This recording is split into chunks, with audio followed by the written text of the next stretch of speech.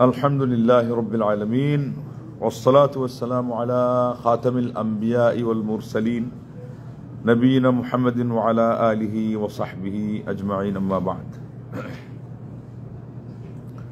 ফাআউযু বিল্লাহি মিনাশ শাইতানির রাজীম ওয়া মা আতাকুমুর রাসূলু ফাখুযুহু ওয়া মা নাহাকুম আনহু ফান্তাহু। আল্লাহ রাব্বুল আলামিন সূরা হাশর এর মধ্যে ইরশাদ করেছেন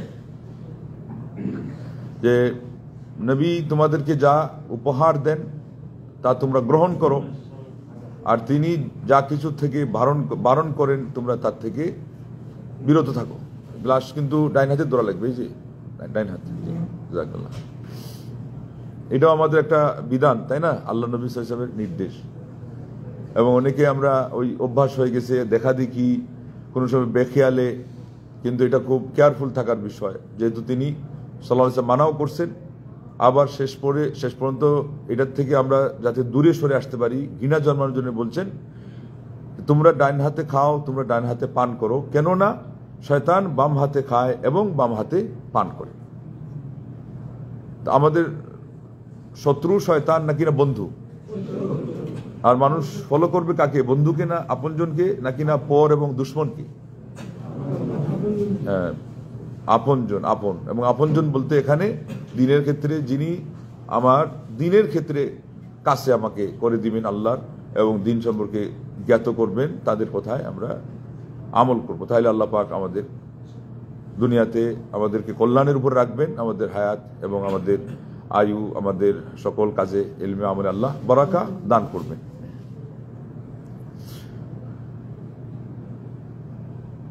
এইটা সূরা হাশরের মধ্যে আল্লাহ যে বললেন, এর ভিতরে আসলে তো মূল জিনিসটা হলো দিনের, কিভাবে জান্নাতে যাবেন, ওনার দায়িত্ব ছিল সেটা। কিন্তু এরপরও পাশাপাশি আল্লাহ নবী সাল্লাল্লাহু আলাইহি ওয়াসাল্লাম, আল্লাহর হাবিব সাল্লাল্লাহু আলাইহি ওয়াসাল্লাম এমন কিছু রুট বলে দিয়েছেন, গুরুত্বপূর্ণ কথা, যেটা আমাদের দুনিয়াবি বিষয়েও কিন্তু কাজে লাগে। আর দুনিয়াবি বিষয়ে কাজে লাগার কারণ হলো এটা, আপনি যে ইবাদত করবেন, আপনার যদি মন ভালো না থাকে অথবা শরীর ভালো না থাকে, ইবাদত করা কি সম্ভব হবে? শরীর ভালো না থাকলে অনেক সময় কঠিন হয়, একটু কষ্ট করে করে চালাই দেওয়া যায়। আর মন খারাপ হলে আপনি আপনার বন্ধু মহলে অনেকে দেখছেন কিনা যে আজকে আর আমার নামাজের কথা বলিস না, বলে কি হয়েছে, আজকে মন খারাপ। আর এটা বলার পরে উনিও থেমে যায়, বলে আজকে বেশি বললে কি জানি কি বলে না বলে, একদিন নামাজ পড়াইতে নিয়ে যাব, পরে হয়তো সারা জীবনের জন্য নামাজ ছেড়ে দিবে, এরপর ভয় আর কি করে না, আর বলে না। মনটা তাহলে ইঞ্জিন। আজকে যেটা মহৌষধ দেওয়া হবে, এটা হলো ইঞ্জিনের সাথে সম্পৃক্ত একটা মহারোগের ঔষধ, যেটা থেকে আমরা বলি কি সকল রোগের ঔষধ আছে, চিন্তা রোগের ঔষধ নাই। কিন্তু আল্লাহ নবী সাল্লাল্লাহু আলাইহি ওয়াসাল্লাম তো এটারও ঔষধ দিয়েছে। আজকে আমরা সেই জন্যে ভূমিকায় আর কিছু সময় না দিয়ে এদিকে অগ্রসর হচ্ছি। এবং চিন্তা জিনিসটার একটু ভয়াবহতাও বলতে হবে। ওয়াল হাম্মু ইয়াখতারিমুল জিসমা নাহাফাতান ওয়া ইউসিবু নাসিয়াতাস সাবী ওয়া ইউহরিমু ওয়া মিনাল আদাওয়াতি মা ইয়ানালুকা নাফউহু ওয়া মিনাস সাদাকাতি মা ইয়াদুররু ওয়া ইউলিমু। মুতানাব্বি নামক একজন অনেক আগের যুগের অনেক বড় একজন সাহিত্যিক ছিলেন, ইসলামী সাহিত্যিক। উনি এই তথ্যটা বলেছেন এবং এটা বাস্তব। বলছেন যে দুশ্চিন্তা শরীরকে খেয়ে খেয়ে একেবারে যাকে বলে ক্ষীণ করে ফেলে। শরীর ক্ষীণ হয়ে যায়, মানে দুর্বল হয়ে যায় এবং শরীর দেখতে একেবারে ক্ষীণ হয়ে যায়। শেষ পর্যন্ত বলছেন যে ছোট মানুষের কপালকে, ললাট দেশকে সে বৃদ্ধ করে ফেলে। এটা মানে কি? মানে তার শরীর পুরোটাই বৃদ্ধ হয়ে যায়। তার চেহারার দিকে তাকাইলে দেখবো যে মানুষটা মনে হয় 50+, কিন্তু আসলে এখনো যৌবনকালে আছে 30-এ। আমরা অনেক সময় মনে করি যে এই রোগে মানুষ ক্লান্ত হয়, ওটাতে মানুষ দুর্বল হয়, কিন্তু এটা হলো ভিতর থেকে খায়। কোনটা বেশি শক্তিশালী? এই দেওয়ালের মধ্যে একটা জিনিস ওই আপনার শেওলা পড়ে গেছে, একটু তার যে উপরের পেন্ট একটু ঝুঁকে গেছে, এইদিকে কয়েকটা খাদ হয়ে গেছে। এটা আপনি এরপরে একটু ঘষা দিয়ে তারপরে ঢলা দিয়ে পেন্ট করে দিলেন, হয়ে গেল, জায়গায় এসে গেল। ভিতর থেকে কোনো পানি সেখান থেকে কি করছে, স্লিপ করছে, করে দেওয়ালের মধ্যে ফাটল সৃষ্টি হয়ে গেছে। কোনটা বেশি মারাত্মক? এটা ভিতর থেকে। তাই চিন্তা রোগটা মানুষকে ভিতর থেকে খেয়ে ফেলে, সে নিজে বুঝতেই পারে না। আর চিন্তা কি কম বেশি আমরা সবাই করি না? দেখছেন নি কত জোরে বলতেছে। উনি স্পষ্ট ভাষার জন্য বলে ফেলছে, কিন্তু আসলে সবাই কি করে, আর চিন্তা রোগে সবাইকে ভারী করে ফেলছি। আজকে একটু মুস্কি হাসি দেন তো দেখি। হ্যাঁ, মুস্কি হাসি দেন। এটা আমাদের ইসলামের নবী সাল্লাল্লাহু আলাইহি ওয়াসাল্লামের শিক্ষা। আর বিজ্ঞান এখন বলতেছে যে মুস্কি হাসিতে শক্তি বাড়ে, এনার্জি পায়। আর অট্ট হাসিতে ওখানে আরো ক্ষয় হয়, কারণ এখানে আপনার শরীরের উপরে কি হচ্ছে, লুট পড়তেছে। কিন্তু মুস্কি হাসিতে কোনো লুট পড়ে না, শরীরের উপর কোনো ভার পড়ে না, কিন্তু শরীর থেকে 45টা কোষ আন্দোলিত হয়, নড়ে, যেগুলোর কারণে শরীরের ব্যায়াম হয়ে যায়। বলেন আল্লাহু আকবার।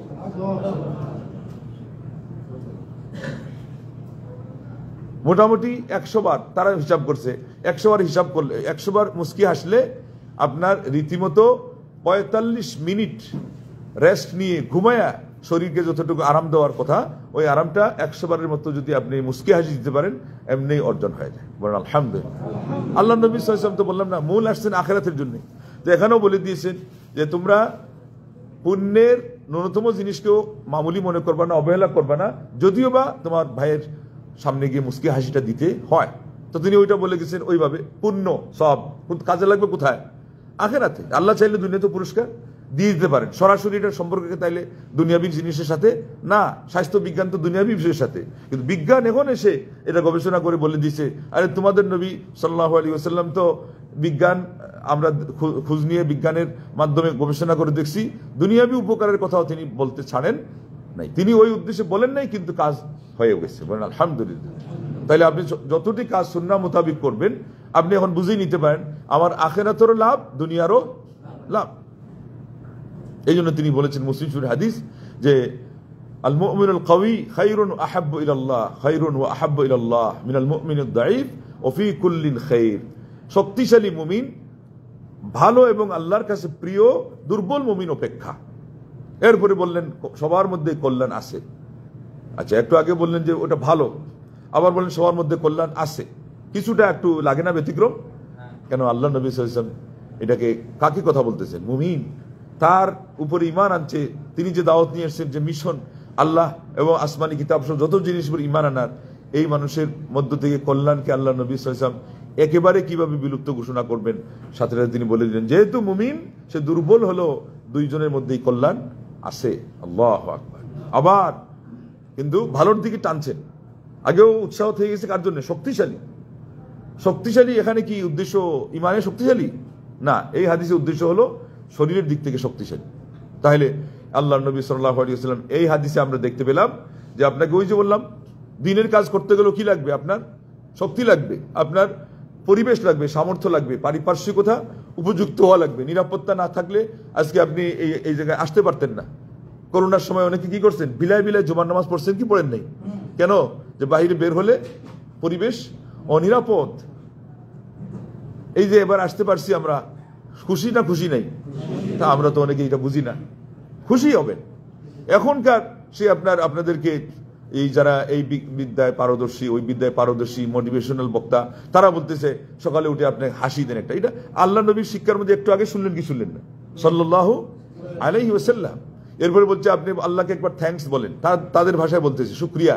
তো এই শুকরিয়া এমনি বললে তো এটা হয় না। আল্লাহকে শুকরিয়া বলতে গেলে ইসলামী পরিভাষা দোয়ার শব্দ আছে। কোনটা?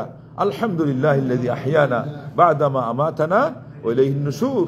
ওই আল্লাহর সকল প্রশংসা যিনি আমাদেরকে মেরে ফেলার পরে আবার পুনর্জীবন দান করেছেন, পুনর্জীবিত করেছেন। আর ওইভাবে একদিন হতে হতে এটাও শেষ হবে, তারপরে কবরে যাব, এরপরে হাসরের মাঠে আল্লাহর দিকে গিয়ে আমরা দাঁড়াবো, জমায়েত হবো। বলেন আল্লাহু আকবার। কত বড় কথা আল্লাহ নবী সাল্লাল্লাহু আলাইহি ওয়াসাল্লাম বলে দিয়েছেন সেই সময়। আর কিছু কথা বাদ থাকলে সাহাবারা বলে দিয়েছেন, তাবিরা বড় বড় ইমামরা বলে দিয়েছেন। ইবনে আব্বাস রাদিয়াল্লাহু আনহু বলছেন বিশেষ করে ফজরের সালাতে তো মানুষ ভারী থাকে না, উনি বলছেন এই ভারী থাকা অবস্থায় সালাত পড়া মাকরুহ। তো কেন বলছেন? ফজরের সালাত তোমাকে এখন ইচ্ছা করে শরীরের মধ্যে একটু অলসতা আসবেই, কিন্তু তোমাকে মনে করতে হবে রাতের ঘুম এটা ওই যে কত দামি জিনিস, ওটা না হলে অনেক মানুষের শরীর ভালো থাকে না, তাৎক্ষণিক অসুস্থ হয়ে যায়, সারাদিন খারাপ যায়। একসময় তাগড়া জোয়ান, শরীর ভালো আছে, এই জন্য বুঝি না আমরা, শরীরে এটা মানে সিগন্যাল দেয় না, কিন্তু এটা আপনার প্রভাব পড়ে আজ না হোক কালকে। এই জন্য দেরিতে কেউ ঘুমানোর কোনো ব্যবস্থা নিবেন না, ঘুমানোর এই কাজ করতেই যাবেন না। ঘুমাবেন যত তাড়াতাড়ি। কি করবেন? ঘুমাবেন যত। এশার পর হয়ে গেল তো আল্লাহ নবী ইসলামের জন্য আপনার কথা বলা নিষেধ বলে করেছেন।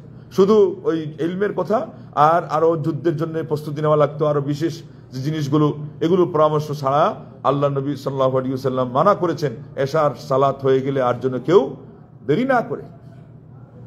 আর আরব সমাজে এই কিছুকাল আগ পর্যন্ত তারা রাতের খাবার খাইতো মাগরিবেরও আগে। কখন? মাগরিবেরও আগে। আর আমাদের দেশেও কিছু অঞ্চলে আছে মাগরিবের পর হলো এশার আগে। তাহলে কি হয়ে গেল? এখন বিজ্ঞান বলতেছে এই রাতের খাবারটা যত আগে খাওয়া যায়, বিকাল 5টায় যদি খাওয়া যায়, তাইলে এটা ঠিক মতো আপনার পুরা রাতের সার্ভিস দেওয়ার জন্য এবং পুরাটা হজম হওয়ার জন্য শরীরে একেবারে লাগার মতো যেটা উপকার দেবে আপনাকে, এটা পারফেক্ট। কিন্তু যত দেরিতে খাবার গ্রহণ করবেন, এটা আপনার জন্য হজম হইতে কষ্ট হলে এদিকে আপনার পেট শক্ত হবে, এদিকে আল্লাহ মাফ করুক কারো এই কারণে পাইলস হয়ে যাবে, অর্শ, কত কিছু আছে না, লা ইলাহা ইল্লাল্লাহ, কারো আরো মারাত্মক কিছু রূপ ধারণ করে, কত কঠিন অবস্থা, লা ইলাহা ইল্লাল্লাহ। এরপরে গ্যাস হয়, এখান থেকেই তো গ্যাস হয়, যেটা বদ্ধ থাকে, যেটা ঠিকমতো হজম হয় না। দেখছেন অবস্থা? আল্লাহ নবী সাল্লাল্লাহু আলাইহি ওয়াসাল্লাম কত জিনিস আকারে ইঙ্গিতে বলে গেছেন, এর মধ্যে আমাদের উপকার থেকে গেছে। আর যেগুলো সুস্পষ্ট বলে গেছেন, এগুলো তো কোনো দিন অন্যথা করা যাবে না, নাহলে আমাদের ক্ষতি আর ক্ষতি। আমাদের কথাটা চলে গেছিল কোথা থেকে? বাম হাত থেকে, তাই না? তো বাম হাত, এটা বিজ্ঞান যারা ইয়ে করে, চর্চা করে, তারা বলে এটাও হাত, এখানে সমস্যা কি? বলে কি বলে না? কিন্তু আমাদের সমাজে একটা কথা আছে না নাই, রাগের ছুটে বলে যে ও আমার সাথে এমন একটা বিহেভ করছে, মনে হচ্ছিল বাম হাতে একটা থাপ্পড় লাগে। বলে কি বলে না? তার মানে কি? থাপ্পড় তো এটা দিলে হয়, আর বেশিরভাগ মানুষের শক্তি কোনটাতে বেশি? কিন্তু বাম হাতে। এটা অপমান। এটা কি? অপমান। এই জন্য ইসলামে ময়লা আবর্জনা সাফ করার জন্য বাম হাত, কিন্তু ভালো জিনিস খাবার গ্রহণ করার জন্য কোন হাত? ডাইন হাত। সে বলতেছে যে হাত এগুলো তো আল্লাহর দেওয়া, তো ওকে যদি কোনো সময়, এখন তো বললো যে এই বাম হাতে থাপ্পড়, কেউ যদি থাপ্পড় দরকার নেই, কেউ তার সাথে কোনো বিহেভ করছে, সে ওই পাটা তুলে দিয়ে খালি ওই বৃদ্ধাঙ্গুলি দেখাইছে, অবস্থা কি দাঁড়াবে? হ্যাঁ, আমার দিকে পা উঁচিয়ে আর বৃদ্ধাঙ্গুলি দেখাইছে। শুধু বৃদ্ধাঙ্গুলির মধ্যে একটা ল্যাঙ্গুয়েজ আছে, কি জানেন? আমাদের দেশে কি করে কাউকে চ্যালেঞ্জ করার জন্য কি করে, অথবা যখন উত্তর দেওয়ার জন্য যে তুমি আমার ইয়ে করবা, আমরা করবা, আছে না নাই, আমার এইটা করবা, কসু করবা, তখন কি করে? এইটা দেখায়। তাইলে একটা অঙ্গুলিরও কি আছে? প্রভাব আছে, ভাষা আছে। আপনি কোন যে হাত দুইটাই সমান, তো এই অঙ্গুলি দেখালে তো মানুষ রাগ করে না। এটা এত রাগ কেন? খবর আছে। হ্যাঁ, আল্লাহু আকবার। তাহলে ইসলামের নবী সাল্লাল্লাহু আলাইহি ওয়াসাল্লামের প্রত্যেকটা কথা এবং কাজের মধ্যে বিজ্ঞান আছে। এগুলো তো সব বিজ্ঞানের কথা। তাহলে ইয়াসিন, এরপরে আয়াতটা কি বল? কোরআনিল হাকিম, ওই কোরআনের শপথ যেটা হলো প্রজ্ঞাময়, বিজ্ঞানে ভরপুর মহাগ্রন্থ আল কোরআন। আর আমি আজকে যেটা বলছি, ওই বিজ্ঞান তো আসমানের নিচে, এরপরে জমিনের চাচ্ছে উপরে দিয়ে কিছু খুঁজতে, এরপরে জমিনের নিচে এটা সেটা। আর আমি আপনাদেরকে বলছি, আপনাদের 3.5 হাত বডির সাথে সম্পৃক্ত বিজ্ঞান, কোনটা বেশি দরকারি আমাদের? আপনার শরীরের সাথে সম্পৃক্ত। এবং এটার দলিল আল্লাহ কোথায় বলেছেন? সূরা তাহরিমের 6 নম্বর আয়াতে আল্লাহ পাক বলেছেন, ইয়া আইয়ুহাল্লাযীনা আমানু কু আনফুসাকুম ওয়া আহলিকুম নারা। হে মুমিন সম্প্রদায়, তোমরা তোমাদের নিজেদেরকে, আমি নিজে বলতে কোন জিনিস? আত্মা সাথে রেখে আমার মাথা থেকে পা পর্যন্ত এই 3.5 হাত বডি, এটাই তো আমি, নাকি? আত্মা তো আমি বলে দিয়েছি। কেউ বলতে পারে না যে শেখ, আমরা ইসলামে শুনছি যে আত্মা আসল, মন আসল, তো আত্মা এবং মন সহ এটা তো ভিতরেই, এটা আমি বলে দিলাম। তাইলে আমি বলতে যে আমাকে বাঁচতে বলা হয়েছে, এটা হলো এই জিনিসটা। আহলিকুম, প্রধানত এর মধ্যে কি আসে? আপনার স্ত্রী থেকে নিয়ে ছেলে মেয়েরা। বিয়ে শাদী করার পরে আপনার ফ্যামিলি কিন্তু আপনার স্ত্রীকে নিয়ে শুরু হয়। বলেন আল্লাহু আকবার। এই মানুষটা আপনার সবচেয়ে আপন হয়ে যায়, সবচেয়ে আপন হয়ে যায়, আর আপনি তার সবচেয়ে আপন হয়ে যান। এই জায়গায় বিশ্বাসঘাতকতাটা হলো সবচেয়ে বড় মহাপাতকী হয়ে দাঁড়ায়। কিভাবে? এই যে 2-3 দিন যাবত আপনারা শুনতেছেন যে এখানে আপনার দেবর, যে ভাইটা প্রবাসে থাকে, তারই ভাই দেশে থেকে এই খেয়ানতটা করলো, এত বড় গাদ্দারি করলো। বা তার স্ত্রী যদি এখানে সায় দিয়ে থাকে, নিশ্চয় সে সায় না দিলে তো এটা হইতো না। গাদ্দারি কাকে বলে? ইন্না লিল্লাহি ওয়া ইন্না ইলাইহি রাজিউন। যার ফলে কি হলো? দুইজনের অপকর্ম এবং দুইজনের সেই আপনার অন্ধকার যে অন্তর, আর এই আপনার নোংরা আচরণ, এবং সেই আল্লাহ পাক যেটাকে কোরআনে বলেছিলেন এটার নোংরা আচরণ, ফাহিশা, এটা হলো নোংরা, অশ্লীল, অশালীন কাজ। এটার কারণে আজকে মাঝখান দিয়ে এক মা বাপের আদরের দুলালি, চোখের নয়নমণি, চোখের পুতুলি, সেটা চলে গেল। মা হয়ে তার কানটা কেটে ফেললো। আর ওই নরপিশাচ কিভাবে তার গুপ্তাঙ্গের মধ্যে আঘাত করলো এমন একটা কঠিন অস্ত্র দিয়ে, যে তাকে যদি বলা হতো যে তোর হুশ ঠিক আছে নাকি, তাইলে সে নিজে জিহ্বা কামড় দিয়ে বসে যেত, আমি এটা কি করলাম। তার মানে হতে পারে নেশা করে, আর না হলে এইটাই তো একটা নেশা। কোনটা নেশা? নারীর মোহ, পর নারীর মোহ। এটা এত মারাত্মক নেশা। শাইখুল ইসলাম ইবনে তাইমিয়া রাহিমাহুল্লাহ বলেছেন, এই পর নারীর মোহে একজন মানুষকে, তাগড়া, শক্তিশালী, স্বাধীন মানুষকে পরাধীন করে ফেলে। সে ওই মহিলার নেশায় নিজের সবকিছু জলাঞ্জলি দিতে বাধ্য হয়ে যায়। তার হুশ বুদ্ধি পর্যন্ত সে ধরে রাখতে পারে না, কমন সেন্সটা ঠিক রাখতে পারে না। কেন সে এই মহিলার দিকে ভ্রুক্ষেপ করলো? আল্লাহ রাব্বুল আলামিন এমন অবস্থায় তাকে আর সাহায্য করেন। সাহায্য আল্লাহ কতক্ষণ করেন? যতক্ষণ বান্দা নিজে নিজের হুশ বুদ্ধি নিয়ে চলে। আমাদের এলাকায় আঞ্চলিক একটা কাঁচা ভাষায় বলে, তোর নাই হুশ মর কি দোষ। তো এটা আবার অনেকে আল্লাহর দিকে সম্বন্ধ করবে, আল্লাহ নাকি বলেন। তো এটা আসলে একটা মানে সারমর্ম আর কি। এই যে এখানে সে নিজে কি করছে? অন্যায় করছে, চোখ দিয়ে তাকাইছে তার ভাবির দিকে। কেন তাকাবে? যেখানে বুখারী শরীফে হাদিস, আলহাম ও কাল মাউত অথবা আলহাম উল মাউত, আল্লাহ নবী সাহেব বলছেন যে দেবর হোক বাসুর হোক। কোনে আবার প্রশ্ন করেন যে শেখ এটা তো দেবরের কথা না, আমাদের সমাজে অনুবাদ করা হয় দেবর, কিন্তু হাম শব্দের অর্থ হলো স্বামীর ভাই। স্বামীর ভাই এটা কি বড় হতে পারে, ছোট হতে পারে কিনা? না, একটা খালি বুঝাচ্ছে, দুইটা। সে মৃত্যুর মতো, তাকে ওইভাবে ভয় করতে হবে, তার পর্দাটা মেনটেন করতে হবে আরো সাবধানে। কোনো সময় একা হওয়া যাবে না। আজকে আমাদের ড্রয়িং রুম, ডাইনিং রুম, আপনাদের কি বলে সিটিং রুম, সব এক করে দেওয়া হয়েছে। কেউ এমনও আছে যে আমার নিজের কানে একবার আমি শুনেছি, তার ওয়াইফকে উপদেশ দিচ্ছে যে আমার ভাইয়ের সাথে মিল দিয়ে চলিস। কি মিল দিয়ে চলবে? আল্লাহ নবী সাল্লাল্লাহু আলাইহি ওয়াসাল্লাম বলছেন যেটার সাথে সবচেয়ে বেশি অমিল দিয়ে চলার কথা। মৃত্যু কি কেউ চায় নাকি আলিঙ্গন করতে? মৃত্যু থেকে সবাই পালিয়ে বেড়াতে চায় কি চায় না? তো তুমি বলতেছো মিল দিয়ে চলতে, তাহলে তো হইলই, তুমি দিয়ে দিলা সুযোগ করে। লা ইলাহা ইল্লাল্লাহ। তাহলে পরে এই যে শিক্ষা আল্লাহ নবী সাল্লাল্লাহু আলাইহি ওয়াসাল্লাম, এগুলো কি আমাদের উপকারার্থে ছিল নাকি না অপকারার্থে? আজকে এই যে ছোট বাচ্চা কচি, এই প্রাণটা খসে পড়ে গেল কিসের কারণে? নবীর শিক্ষা আমলে না আনার কারণে। এরপরে এই পাপে বাপেরও ছাড়ে না। এখন বাপ কোথায়? মসজিদের ইমাম মুয়াজ্জিনকে ধরিয়ে বসছে। ওরা তখন করছে কি? আর কিছু না পেয়ে মসজিদের ইমাম মুয়াজ্জিন, এরা তো নিরীহ। সমাজের মধ্যে সবচেয়ে নিরীহ আমাদের কারা? দুইজন পেশাজীবী। আমি বলি যে এরা সবচেয়ে নিরীহ হতে কে? একজন ইমাম আর একজন। ইন্না লিল্লাহি। অথচ সম্মানের দিক থেকে সারা পৃথিবীর মধ্যে সবচেয়ে সম্মানী পদবী কোনটা? ইমাম এবং মুয়াজ্জিন। ইমাম স্বয়ং আল্লাহ নবী সাল্লাল্লাহু আলাইহি ওয়াসাল্লামের জায়নামাজে দাঁড়ান। আমার নবী দুই একটা ওয়াক্ত ছাড়া সারা জীবন কি করছেন? ইমামতি করছে। ওই জায়গায় যিনি দাঁড়িয়ে সালাত পড়ায়। আপনি চুজ করার সময় আপনি অযোগ্য চুজ করবেন বেতন কম দেওয়ার জন্য, এটা আপনার দোষ। তারপরে এরা যদি হাফিজে কোরআন হয়, আর কোথায় আপনি তার মান কমাবেন? হাফিজে কোরআন, আল্লাহু আকবার। আসমানি কিতাবের মধ্যে সেরা কিতাব যেমন কোরআন, ঠিক ইমামতির জন্য সবচেয়ে যোগ্য মানুষ হলো হাফিজে কোরআন, অথবা যার মধ্যে কোরআন বেশি আছে। হ্যাঁ, মাসলা মাসাইল এই জন্য দেখা লাগে যে মাসলা মাসাইল ছাড়া তো সালাত কিভাবে পড়বে, কিভাবে পড়াবে। সেই জন্য ওগুলো থাকা শর্তে হাফিজে কোরআন হলো সবার আগে। আমাদের সমাজে অনেক সময় দেখবেন আলেমদেরকে দিয়ে দিই। এটার কারণ কি? একটা হলো হাদিস এর প্রতি লক্ষ্য না রাখা, আর আরেকটা হলো ওই মনে করে যে মাসলা মাসাইল জটিল কিছু হয়ে গেলে মৌলানা সাহেব তো ভালো বুঝবে, এই জন্যে। আর হাফিজরা বেশিরভাগ আবার কি করে? ইলম শিখে না। এইটা হলো কারণ। তাইলে এখন কি বুঝলেন? সমাজের যত প্রায়োরিটিতে মিস্টেক, যত ভুল, এগুলো হলো আমাদের নিজেদের ইসলাম ফলো করার মধ্যে দুর্বলতা এবং ত্রুটির কারণে। আল্লাহ দিনের মধ্যে কোনো ত্রুটির কারণে নয়। না আছে? হয় না? না নয়, নয়। দিনের সকল কাজ পরিপাটি, দিনের সকল কাজ একেবারে পূর্ণাঙ্গ এবং সুন্দর এবং যুৎসই, মানানসই, প্রাসঙ্গিক, উন্নততর, আমাদের জন্য কল্যাণকর ইহ এবং পরকালের দিক থেকে। বলেন আলহামদুলিল্লাহ। এমন একটা দিন পেয়ে আমি খুশি কি খুশি না?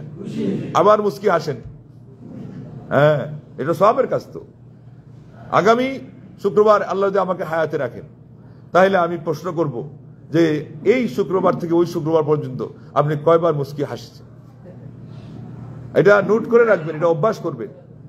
গত শনিবারে এক ক্লাস আমি বলছি যে গত এক সপ্তাহে কে রাগ করেন নাই, ওটা আরেক প্রসঙ্গ, ওটা আজকে বলা যাবে না, ওটা আরো কঠিন, আরো গুরুত্বপূর্ণ। আল্লাহ নবী সাল্লাল্লাহু বুখারী শরীফে হাদিসে সাহাবী বারবার বলছেন আমাকে আরেকটা উপদেশ, আরেকটা, তিনবার, তিনি তিনবারই বলছেন লা তাগদাব লা তাগদাব লা তাগদাব, রাগ করো না, রাগ করো না, রাগ করো না, বলেন সাল্লাল্লাহু আলাইহি ওয়াসাল্লাম। আশ্চর্যের বিষয় কি জানেননি? মানে আপনাদেরকে প্রশ্ন করলে হয়তো ওই আশ্চর্য বেরিয়ে আসবে। প্রায় ডজন খানিক লোকজন ছিল, একজনও আমাকে ওয়াদা দিতে পারে নাই, মানে তার মানে রাগ করছে। আমি বলছি যে গত এক সপ্তাহের ভিতরে কে রাগ করেন নাই? একজনও সাহস করে নাই। আশ্চর্যের বিষয়, আমি বললাম যে সুস্থ যে আছেন এটা আল্লাহর নিয়ামত, কারণ আল্লাহ নবী সাল্লাল্লাহু আলাইহি ওয়াসাল্লাম তো বলে গেলেন রাগ করো না, তিনি চরিত্রের দিক থেকে, দিনের দিক থেকে ব্যাপকভাবে বলছেন, সেই সাথে স্বাস্থ্য বিজ্ঞানের দিক থেকে। কিন্তু এখন স্বাস্থ্য বিজ্ঞানীরা বলছে যত সুগার এবং হাই প্রেশার এবং এমনকি স্ট্রোক এবং আপনার অ্যাটাক, এই সবগুলোর মূল কারণ হলো রাগ। লা ইলাহা ইল্লাল্লাহ, লা ইলাহা ইল্লাল্লাহ মুহাম্মাদুর রাসূলুল্লাহ, আমার আল্লাহ একক সত্য মাবুদ, আর আমার নবী সাল্লাল্লাহু আলাইহি ওয়াসাল্লাম হলেন চূড়ান্ত আমাদের জন্য আদর্শ এবং মডেল আইডল মুহাম্মদ সাল্লাল্লাহু আলাইহি ওয়াসাল্লাম। অথচ আমরা রাগ করে বসি, মুস্কি হাসবেন। ওইদিকে কারো যদি ভয়ের কিছু বলতে হয় তাকে ওই শব্দ দিয়ে বুঝাই দিবেন, ভ্রুকুঞ্চিত করে আপনি বুঝাইতে পারেন, এটা আরো শক্তিশালী। যারা যত বেশি জ্ঞানী, আপনার ছোট বাচ্চাকে যদি আপনি ভ্রুকুঞ্চিত করেন, ন বাবা এরকম বললেই দেখবেন যে সে আঙ্গুল দিয়ে এইদিকে না করতেছেন, ওইদিকে আপনার চেহারা কিছু পাল্টাইছেন, ও বুঝে যাবে। শুধু বুঝে যাবে তা না, আজকালকার অভিজ্ঞতা থেকে এটাও শুনেন, হুবহু সেও আপনার সাথে এইরকম অ্যাক্টিং করবে একটু পরে। বলেন আল্লাহু আকবার। সব তারা ফলো করে, সব তারা ফলো করে। এই জন্য এই যারা বাচ্চাদেরকে লালন পালন করার বিষয়ে কথা বলে, তারা বলছে ছোট বাচ্চাদের সামনে না শব্দ ব্যবহার করবেন না। কেন? প্রশ্ন করার অভ্যাস করবেন না, সে কিন্তু ওইটা মেমোরিতে ঠিক করে রাখবে। উল্টা আপনাকে খালি না কয়বার বলতে হয়, এবং আপনি কিছু বললেই কৌজ খোঁজার জন্য, কেন বাবা আমাকে এটা কেন বলছো, সে কিন্তু ওইটা শুরু করে দিবে, ওইটার পিছিয়ে ছুটে চলা। এই জন্য তাকে সাবধানে আদর করে ইতিবাচক সব কিছুতে রেখে তাকে আদর দিয়ে, যত্ন দিয়ে, সময় দিয়ে আপনাকে শিখাইতে হবে, তাইলে কিন্তু আবার সে সব কিছুই শিখবে। বলেন আলহামদুলিল্লাহ। আল্লাহ নবী সাল্লাল্লাহু আলাইহি ওয়াসাল্লামের কথা, সকল শিশু বাচ্চারা তারা ফিতরতের উপরে, স্বভাবের উপরে জন্ম নেয়। তার পিতামাতা তাকে হয় ইহুদি বানায়, না হয় খ্রিস্টান বানায়, না হয় অগ্নিপূজক বানায়। তার মানে কি? জন্মসূত্রে এই তিনটা ধর্মের কথা বলা হলো প্রধানত, কিন্তু ইসলামের কথা কেন বলা হলো না? তখন এই ব্যাখ্যা এখানে আসছে যে ফিতরাতের শাব্দিক অর্থ যদি স্বভাব হয়, কিন্তু এই জায়গায় ইঙ্গিতে আল্লাহ নবী সাল্লাল্লাহু আলাইহি ওয়াসাল্লাম বলে দিলেন ওইটারই অর্থ হলো ইসলাম, যেহেতু ইসলাম হলো স্বভাবজাত ধর্ম। আলহামদুলিল্লাহ। তার মানে আপনার সন্তানটা ইসলামের যত সৌন্দর্য, যত বিউটি, এগুলোর উপরেই সে জন্ম নিয়ে বসে আছে। আপনি খালি তাকে একটু সহযোগিতা করবেন, সাপোর্ট দিবেন, আপনার সন্তান দ্রুত গতিতে এগিয়ে যাবে। 12 বছর হয়েছে কি হয় নাই, আল্লাহু আকবার। এই তাজিকিস্তানের এক যুবক কয়েকটা হাদিস এর কিতাবের হাফিজ হয়ে গেছে, কোরআনের হাফিজ তো হয়েই আছে।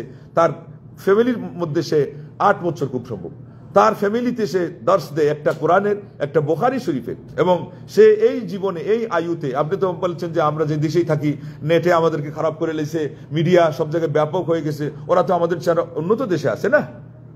সে বলছে আমি ইমাম আহমদ ইবনে হাম্বল, ইমাম বুখারী, মুসলিমের মতো আলিম হতে চাই। আল্লাহু আকবার। আর 8-10 বছর বয়সে সে এতটুকু হয়ে গেছে, ওকে তো আল্লাহ তৌফিক দিবেন। এইভাবে বাচ্চাদেরকে আপনি স্বপ্ন শোনাবেন, আপনার প্ল্যানের কথা শোনাবেন, মাকে শোনাবেন, এবং পেটে বাচ্চা ধারণ করা অবস্থায় ওনাকে গুনগুনিয়ে কোরআনের আয়াত আওড়াতে বলবেন। আল্লাহু আকবার। আজানের শব্দ শোনাবেন, আজান হলে ইঙ্গিত করবেন যে বাবা দেখো আল্লাহ, তাদেরকে আল্লাহ শব্দ বললেই কিন্তু এটা পৌঁছে গেছে মেসেজ। সে তো ওইটা নিয়ে জন্মই নিয়েছে, হাদিস বললো, শব্দটা হয়তো উচ্চারণ করতে দেরি হচ্ছে, তার ভিতরে কিন্তু এই সবগুলো আছে। এগুলোকে আপনি কিভাবে অঙ্কুরিত করবেন, এগুলো ডানা মেলার জন্য আপনি মা বাপ হিসাবে সাহায্য করবেন। এতটুকু যদি না পারেন, তাহলে আপনি তো যোগ্য বাপ না, আপনি যোগ্য মা না। একদিন এমন হতে পারে বাচ্চা বলবে যে বাবা, মা কেন তোমরা আমাকে দুনিয়াতে নিয়ে আসলা? আজকে ওই যে মেয়েটা দুনিয়া থেকে চলে গেল কান কাটা অবস্থায়, কাল কিয়ামতের দিন ওই কন্যা সন্তানটা অন্তত এর মাটাকে কি বলবে যে মা তুমি কি আমার মা? চিনবেই না তো, পাত্তাই দিবে না। এমনকি বাপের উপর অভিমান করে বলতে পারে বাবা তোমার তো দরকার ছিল বুঝা, তোমার যে ভাই এটা কেমন, তার চরিত্র জানা, এবং তোমার স্ত্রীর সাথে তার কি আচরণ হচ্ছে, আজকে তোমারও গাফলতির কারণে আমার প্রাণ গেল, আমি তো দুনিয়াতে আসি নাই। এইভাবে অঙ্কুরে ঝরে পড়ে যাওয়ার জন্য দায়ী বানিয়ে ফেলবে। খুব সাবধান, বি কেয়ার। আলা কুল্লুকুম রাইন ওয়া কুল্লুকুম মাসউলুন আন রাইয়াতিহি। তোমাদের প্রত্যেকেই রাখাল, প্রত্যেকেই রাখালি সম্পর্কে জিজ্ঞাসিত হতে হবে। কাল কিয়ামতের দিন আল্লাহ আপনাকে জিজ্ঞাসা করবে। প্রবাসে আসেন, আলহামদুলিল্লাহ তারা অনুমতি দিয়েছে, আপনি আসেন, হালাল রিজিকের সন্ধান পেতে গিয়ে আসছেন। আমাদের দেশে অনেক সময় এগুলো হয় না, কিন্তু সাবধান থাকতে হবে। আপনি এখানে অনুপস্থিত থাকার কারণে যে গ্যাপটা হতে পারে, এই জায়গায় সব সময় আপনাকে চেক দিতে হবে, সব সময় আপনাকে পাহারা দিতে হবে। আল্লাহ আমাদেরকে তৌফিক দান করুন, আমাদের জানমাল আলো ইয়াল এর হেফাজত করুন, আল্লাহুম্মা আমিন। তো আমরা যে হাদিসটা দিয়ে মূল বিষয়টা শুরু করব সেটা হলো এই যে আল্লাহ নবী সাল্লাল্লাহু আলাইহি ওয়াসাল্লাম আমাদেরকে একটা দোয়া শিখিয়েছেন, আর তার দোয়ার মধ্যেও দাওয়া, আল্লাহুম্মা লা সাহলা ইল্লা মা জাআলতাহু সাহলা ওয়া আনতা তাজালুল হাজানা অথবা হাজনা অথবা হুজনা ইযা শি'তা সাহলা। হে আল্লাহ, আপনি যেই জিনিসকে সহজ করে না দেন এটা কখনো সহজ হয় না। বা আরেক অর্থ, যেটাকে আপনি সহজ করে দেন কেবল সেটাই সহজ, এছাড়া দুনিয়াতে কোনো জিনিস সহজ না। এরপরেই বলা হচ্ছে আপনি চাইলে চিন্তাকেও আপনি সহজ করে দেন। বলেন আল্লাহু আকবার। প্রথম শব্দের মধ্যে কি চিন্তা উল্লেখ হয়েছিল? না, শুধু বলা হয়েছে সহজটা শুধু আল্লাহর মাধ্যমে হয়, তা না হলে কঠিন থেকে যায়। দ্বিতীয় জায়গায় এসে কি বলা হলো? আপনি চাইলে চিন্তাকেই আপনিই সহজ করে দিতে পারেন। তার মানে বোঝা গেল দুনিয়ার মধ্যে এখানেও কিন্তু ইঙ্গিতে বলা যাচ্ছে, আমরা যেটা বলছি ঔষধ নাই, কিন্তু হাদিসে বলছে ঔষধ আছে, তবে এটা কঠিন। বলেন এটা কি? কঠিন। আর সহজ ঔষধ কার কাছে? আল্লাহর কাছে। আল্লাহ। তাইলে আপনি দোয়ার মাধ্যমে বারবার এটা বলবেন, বিশেষ করে কঠিন কোন পরিস্থিতির শিকার হয়ে গেলে আল্লাহকে বলবেন। আমরা কঠিন কিছু শিকার হয়ে গেলেই ওই অভিযোগ শুরু করে দেই, হ্যান তেন বকাবকি শুরু করে দেই, আছে না নাই? তারপরে নানান ধরনের দোষারোপ করা শুরু করে দেই, তখন অশান্তি আরো বেড়ে যায়। মনে রাখবেন, আল্লাহ যদি সহজ করে না দেন, ওই যে বাচ্চার কথা শুনলেন, কোন শিশু বাচ্চাকে পালতে গিয়ে মা বেচারি নিঃস্ব হয়ে যায়, এত পরিশ্রম তাকে করা লাগে, এগুলো খেয়াল রাখবেন। জুলুম করবেন না। আপনার সকল বাচ্চার স্বভাব সমান না। কিছু বাচ্চা এমন আছে 24টা ঘন্টা না বেচারির ঘুম যাইতে দে, না তার খাওয়ার সময় খাইতে দে, না তাকে অন্য কাজ ঠিক মতো করতে দে, তাকে একসাথে, আপনি তো মাশাআল্লাহ কোম্পানিতে কাজ করতেছেন, তাও আপনার একটা কাজ মূলত যেটা দেওয়া হয়েছে ওই সময় ওইটাই কাজ।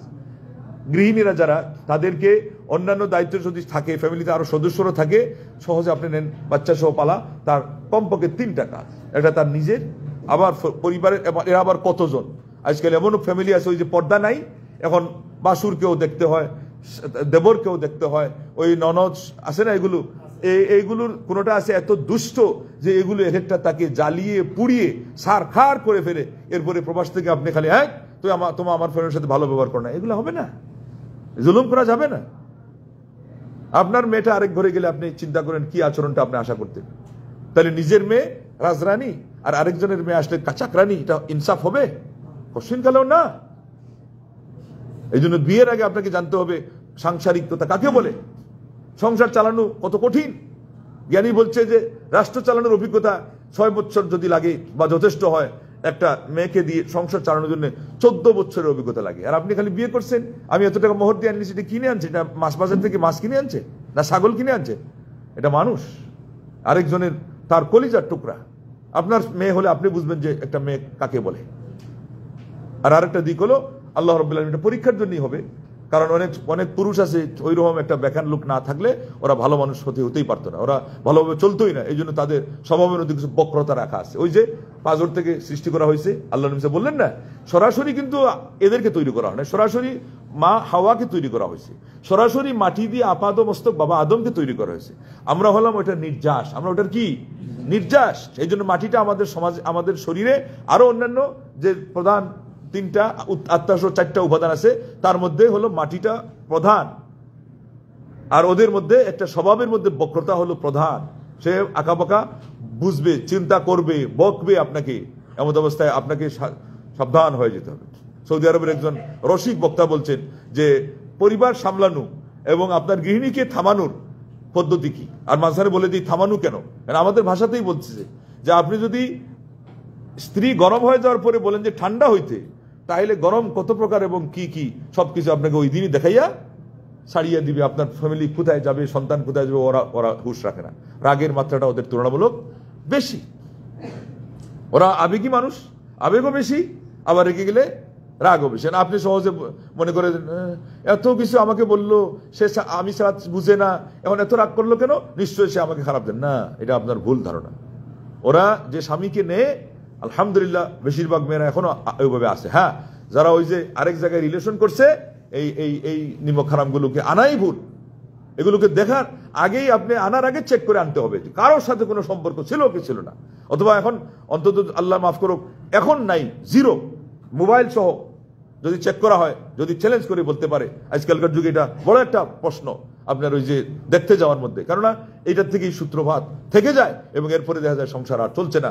কোটি টাকা খরচ করে অনেকে বিয়ে করে, কেউ লাখ টাকা খরচ করে বিয়ে করে, ওই জোড়া তালি, এরপরে একদিন হাতের তালি ওই পুরাতন জায়গার বেচারি আবার চলে যায়। এই জন্য এইটা হলো খেয়ানত। এবং মাতা পিতা হিসাবেও, মাতা পিতা আছে আর এই জায়গায় বড় ভাইরা আছে, আর আরেকটা ছেলের সাথে আপনার বোনের সম্পর্ক, আপনার মেয়ে ফোনে কথা বলে ঘন্টার পর ঘন্টা, সাথে সাথে আপনাকে বুঝতে হবে, ডাউট করতে হবে যে না, আমার মেয়ে মধ্যে মিস্টেক হয়ে গেছে, আমার মেয়ে তাইলে এত রাতে কেন এত কথা বলবে, আবার কম্বলের নিচে মোবাইল লুকায়া। আবার এমন মা আছে যে নিজের ছেলের বউকে বলবে তুই রাতে যতটাই হোক আমার পরিবারের সবাইকে খাবার পরিবেশন কর, আর ওনার মেয়ে কম্বলের নিচে মোবাইলে চ্যাটিং। তাকে এনে ওই জামাই বাবুর মতো খাওয়ায়, মুখে তুলে খাওয়ায়। এইভাবে মেয়ে পারলে এই মেয়ে ভালো হয়ে গড়ে উঠবে? তার কাজ শিখাইতে হবে, তাকে খাটনি খাটানো শিখাইতে হবে, তাকে দায়িত্বশীল এখন থেকে বানাইতে হবে। এবং অন্য মেয়ে, সেটাও আরেক ঘরের মেয়ে, আমার মেয়ে আরেক জায়গায় গেলে শান্তি যদি পাইতে আমি আশা করি, তাহলে ওই মেয়েরও আমাকে হেল্প করতে হবে, তার জন্য সহমর্মিতা দেখাইতে হবে। এটা বললে হবে না যে বিয়ের পরে আসে যে তুমি আমার বউ না, আমার বৌমা না, তুমি আমার মেয়ে, আর এরপরে এমন জুলুম শুরু করে দিলেন যে তাকে একটা মানুষ হিসাবে আপনি মূল্য দেন না, কুকুর সিগালের চেয়ে আর ঘেউ করতে থাকেন, তাকে সারাক্ষণ ধুরু ছি করতে থাকেন। সে কিভাবে ঘুমায় আর কিভাবে তার সময় অতিবাহিত করে আল্লাহ ছাড়া কেউ জানে না। কিছু স্বামী আছে, এদেরকে বললেও এরা বুঝে না, তার মাকে তো দোষারোপ করতে রাজি না। কিন্তু না, আপনি যখন উভয় পক্ষের সামনে বিচারক সাজবেন, এমন অবস্থায় আপনাকে ইনসাফ করতে হবে। শব্দ খারাপ মাকে বলতে পারবেন না, আপনার স্ত্রীকেও বলতে পারবেন না, বকাবকি করতে পারবেন। সুন্দর শব্দ দিয়ে সলিউশন করতে হবে, সমাধান খুঁজতে হবে। এই জন্য মাথা ঠান্ডা রাখা লাগবে, বিবেকবান হওয়া লাগবে। কাণ্ডজ্ঞান কিছুই নেই, আপনি বিয়ে করে বসে আছেন 10 সন্তানের বাবা, এগুলো হবে না। দায়িত্বশীল হওয়া লাগবে। যাই হোক, কেন আমি এই দুয়ার থেকে আবার চলে যাচ্ছি আরেকটা বিষয়ে, এটা আগে বলে দিই। চিন্তা এমনি মানুষ কেন করে? এমনি চিন্তা করা এটা তাহলে বোকামি। ফিলিপাইনেরা আপনাদের আশপাশে থাকে, এই জন্য উদাহরণ দিলাম। ওদের জীবনযাত্রা এত সহজ কেন? ওদের জীবনে বিপদ আপদ নাই, অসুখ বিসুখ নাই। ফিলিপিনি এদেরকে কেন দেখতে দেখা যায় পাখির মতো উঠতেছে, হাউ আর ইউ, অথবা কেমস্তা গায়ো মাবুতি। খালি ওদের ভাষাতে আপনি বলেন, কোনটা আছে লাভ দে, মাবুতি শেখ আজমল আনা কোয়েস, মানে কি? মানে তারে খালি আমি জিজ্ঞাসা করছি কেন, খুশিতে একেবারে বাহ বাহ গদ। আর আমরা মুসলমান, আমার দেশি কয়েকটারে আমি গুতাইয়া উত্তর বার করতে পারি না। ভাই কেমন আছেন, ভালো আছেন তো? আমি তখন মনে করছি, আমি চিন্তায় পড়ে গেছি, মনে হয় ইন্ডিয়ান কিনা, আমি বাংলা বলে বিপদে পড়ে গেছি। 3 বারের সময় জি ভালো আছি, আমি বললাম আল্লাহ, জিজ্ঞাসা করেনি, একটা বিপদে পড়লাম। অথচ কৌশল বিনিময় করা, সালাম বিনিময় করা, আল্লাহ নবী সাল্লাল্লাহু আলাইহি ওয়াসাল্লাম যেমন সুন্নাহ বলেছেন, এটার মাধ্যমে একজন মানুষ হালকা হয়। আপনি চিন্তিত আছেন, আপনার ভাই বলছে ভাই কেমন আছেন, ওকে উত্তর দেন সুন্দর করে, ভুলে যাবেন সবকিছু। এরপরে তার একটা মুস্কি হাসি দেখেন, আপনি তাকান, আর নবীর সুন্নাহ অনুযায়ী এটাও তো আপনার জন্য দায়িত্ব, আপনিও একটা মুস্কি হাসি দেন। দেখবেন যে তার কত চিন্তার টন চিন্তা রসাতলে নেমে গেছে, আপনারও কঠিন থেকে কঠিন চিন্তা নেমে গেছে রসাতলে। এগুলো এনজয় করেন, এগুলো সুযোগ আল্লাহ নবী সাল্লাল্লাহু আলাইহি ওয়াসাল্লাম দিয়েছেন। তাদের ওখানে গুড নাইট, গুড ইভিনিং, শুভরাত্রি, শুভ সকাল, এগুলো কিচ্ছু নাই এখানে। কিন্তু আসসালামু আলাইকুম ওয়া রাহমাতুল্লাহি ওয়া বারাকাতুহু, আপনার উপরে শান্তি বর্ষিত হোক, আমার আল্লাহর পক্ষ থেকে রহমতের বারিশ, রহমতের সেই বর্ষণ হোক। এবং বরকত মানে কি? বারাকাতু, কল্যাণ আর কল্যাণ, শুভাশিস আর শুভাশিস, সমৃদ্ধি, প্রবৃদ্ধি, উন্নতি, অগ্রগতি, প্রগতি। আরে কাকে কি বলে? বারাকা শব্দের মধ্যে এগুলো বাংলা শব্দ একটা দিয়ে আদায় করা মুশকিল, আর ইংলিশ দিয়ে আপনি বেনিফিট আর কি প্রোডাক্টিভ হওয়া, এগুলো কি অনুবাদ করে? হাস্যকর, কিচ্ছু না, কিছু আদায় করতে পারে না। বারাকাত, বারাকা, বারাকা, রহমা, আল্লাহু আকবার। আমাদের এই ইসলাম, আপনি সবসময় খুশি থাকবেন, পারবেন না আজকে থেকে খুশি থাকতে? এটা শয়তানি শিখায়। আর ইমাম ইবনুল কাইয়িম রাহিমাহুল্লাহ বলছেন যে দুশ্চিন্তা হলো জাহান্নামীদের স্বভাব, ওরা জাহান্নামে ভুগতেছে, কষ্টের মধ্যে। আপনাকে কে কষ্ট দিচ্ছে? বিপদ তো আসবেই, বিপদ নিয়ে সবাই চলতেছে। অসুখ বিসুখ আসবেই, অসুখ বিসুখ নিয়ে সবাই চলছে, আবার তার সমাধানও হচ্ছে। আপনি চিন্তাটাকে স্থান দিয়ে তো আরো বড় অসুখ হয়ে গেলেন। কোনটা বড় অসুখ হলো? শরীরে একটা ধরনের যে রোগ ধরা পড়ছে, ডাক্তাররা ডাউট করতেছে, হ্যাঁ হ্যাঁ কি জানি হয়, পাথর হয়ে গেল না। আপনি তখন এইটার চিন্তায়, এটা মানুষ মাত্র স্বভাব হয় অনেকেরই, আলেমরা যে হয় না তা না, হয়, কিন্তু এইটা যেন আপনাকে খেয়ে না ফেলে, ওই যে দুশ্চিন্তা খেয়ে ফেলেছে, এই জন্য আপনাকে সাবধান থাকতে হবে। এটা কিন্তু সৌদিদের মধ্যে একটা স্বভাব আছে, এখান থেকে আমাদের শিক্ষণীয় আছে। ওরা দেখছেন কিনা কঠিন থেকে কঠিন রোগে আক্রান্ত, অপারেশন হয়েছে, কিন্তু কথা বলতেছে মনে হচ্ছে কি স্বাভাবিক। হ্যাঁ, এটা কেন হয়? তাদের মধ্যে ওই জিনিসটা আছে, এবং তারা ইসলামের শিক্ষা থেকেও নিয়েছে, তাদের সমাজ সংস্কৃতির মধ্যে ওইটা আছে। আল্লাহু আকবার। এই জন্য এই ভুল করবেন না যে আমার এই এমনি অসুখ বিসুখ, আবার আপদ বিপদ, আবার আপনার অভাব অনটন, এর মাঝে আবার আমি নিজের থেকে আলাদা একটা মাগনা ফ্রিতে একটা আপদ ঘাড়ে চড়াই লাইছি, এটা কি এমনি খালি চিন্তা করতেছি। মুসলমানের কোনো চিন্তার কারণ নেই। এবং এরপরে আমি বলবো যে ওই যে মহৌষধ চিন্তা করবেন কেন আপনি? যদি জীবনে কোনো ভুল করে থাকেন, জীবনে কোনো পাপ হয়ে গেছে, এই জন্য তো আমাদের ইসলামে তার সলিউশন হলো তৌবা। আপনি তৌবা করবেন, আপনি আরো আনন্দিত হবেন। তৌবার একটা কোয়ালিটি এমনও আছে যে তৌবার কারণে আপনি অন্তরকে যদি সব সময় দোষারোপ করতে থাকেন, অনুশোচনা অনুতাপ এর মাধ্যমে নিজেকে আপনি অনুতপ্ত করতে থাকেন, তাহলে ফাউলাইকা ইবাদদিলুল্লাহু সাইয়্যাতিহিম হাসানাত ওয়া কানাল্লাহু গফুরুর রহিমা। সূরা ফুরকানে আমার আল্লাহ সুসংবাদ দিয়েছেন, এই তৌবাকারী শুধু গুনাহ মাফ আমি আল্লাহ করি তা না, তার গুনার জায়গায় আমি পাপকে পুণ্য দিয়ে রূপান্তর করি, পরিবর্তন করি। আল্লাহ ক্ষমাশীল, আল্লাহ দয়াশীল। এই আল্লাহকে পায়া আপনি বলেন না সকাল সন্ধ্যার জিকিরে রাদিতু বিল্লাহি রাব্বান ওয়া বিল ইসলামি দীনান ওয়া বি মুহাম্মাদিন নবিয়্যা, এগুলো অর্থ বুঝে বলবেন, আপনি খুশি থাকবেন। যাই হোক, মূল বিষয়ের দিকে আগাইতে হবে।